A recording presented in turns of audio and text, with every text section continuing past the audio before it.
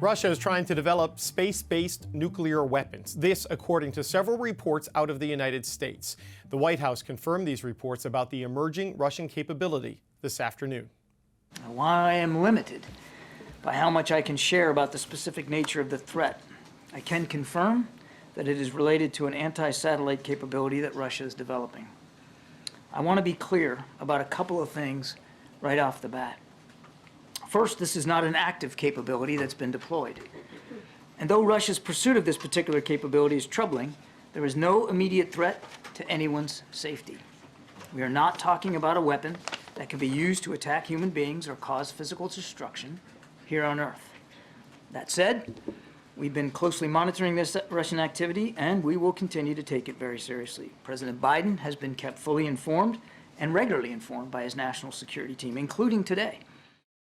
This news comes as NATO defense ministers gather in Brussels. On the agenda, support for Ukraine and alliance defense spending.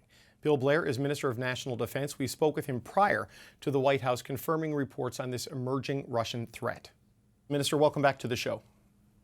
Thank you very much, David. I have to start with these big headlines we saw coming out of the United States yesterday. Security warnings that Russia is trying to maybe put a nuclear weapon in space to use against satellites. We are told that Canada was briefed on this. What can you tell Canadians about what Russia is trying to do in space?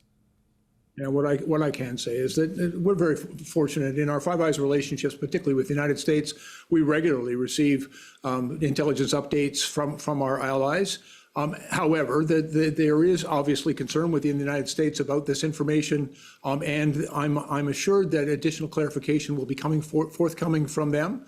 We are obviously in discussion with our allies and very satisfied with the sharing of the information. But I think it's most appropriate to leave it to them to comment on their intelligence and the response to it, at least at the present time. The report suggests the weapon is being developed but hasn't actually been deployed. I mean, how imminent is this threat from your perspective? How worried is Canada? How worried are the allies there at the NATO meeting in Brussels?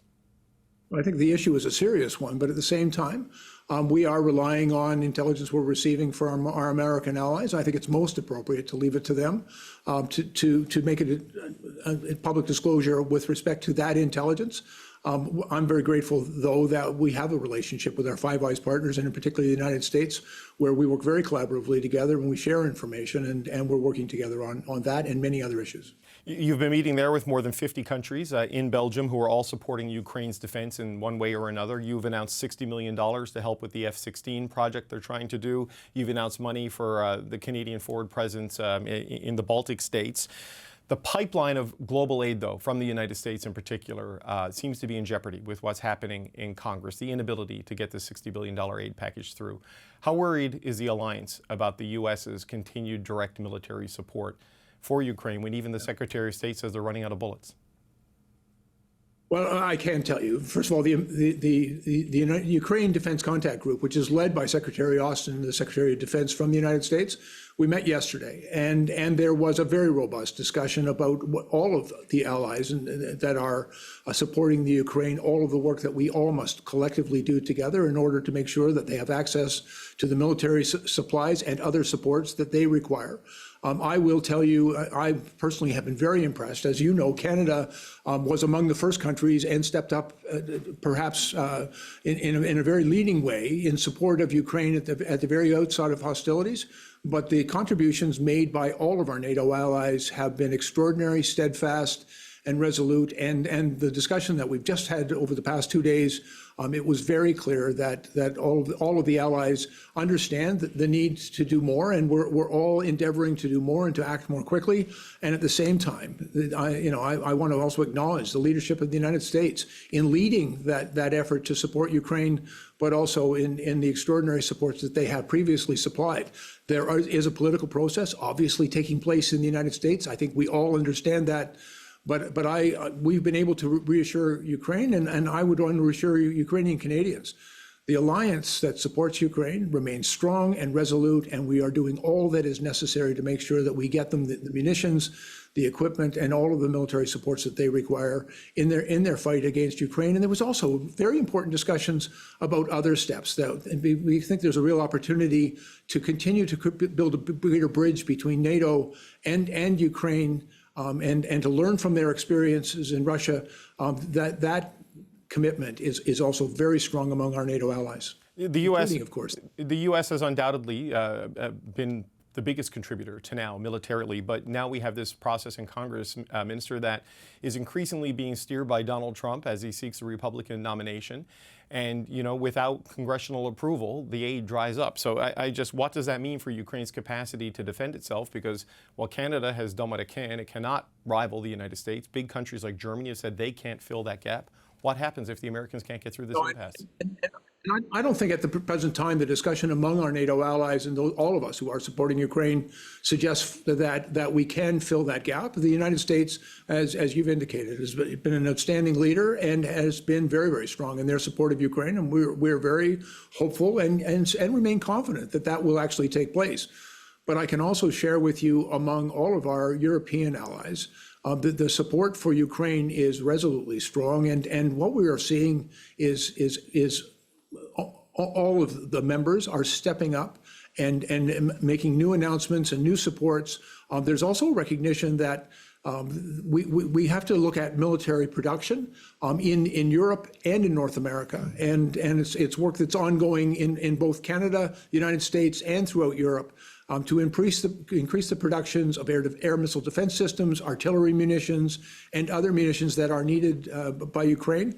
There's also, I think, been an initiative that's been very important, David, that I would highlight, and it was led by the leadership of the United States in the development of what we call capability coalitions that have enabled countries to come together to work collectively on particular issues around such things as armor, artillery, air defense systems, and aircraft, to enable us to work more cooperatively together, and to leverage the power of all those different relationships and different capabilities right across Europe and North America in order to support Ukraine.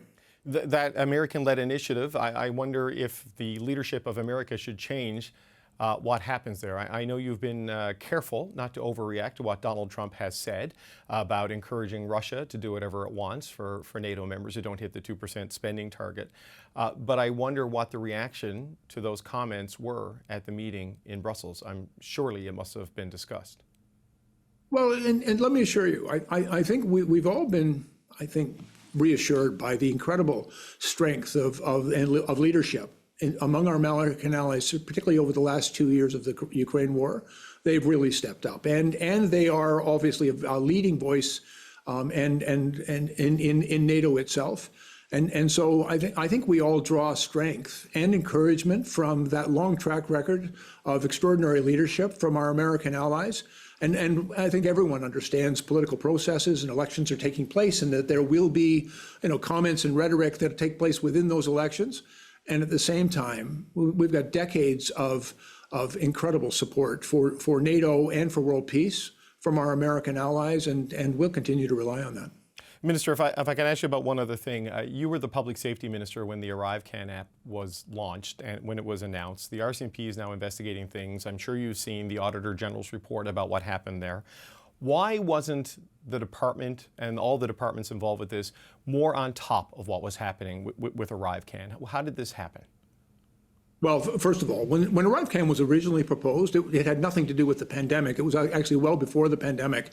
Its intention was to digitize and make more efficient the arrival process, to where a traveler requires a light touch, that digitally we'd be able to provide that touch. It was actually intended in its initial iteration as a significant enhancement to managing people's arrival, and other countries have done very similar things. During the pandemic, obviously, that there were other decisions with respect to its application. But at the same time, nothing in the pandemic relieves people of the responsibility to follow our rigorous procurement processes, to make sure that those processes are followed and things are done in the right way. There has obviously been a review done by CBSA and now by the Auditor General, which highlights that many of those processes perhaps weren't followed as rigorously as they should. And I know there's also an investigation by the RCMP, and I think it's entirely appropriate where people did not follow the rules, that there be a strong system of accountability to reassure the Canadians that we have rules in place and that things need to be done right. And when people have broken those rules, that there is accountability.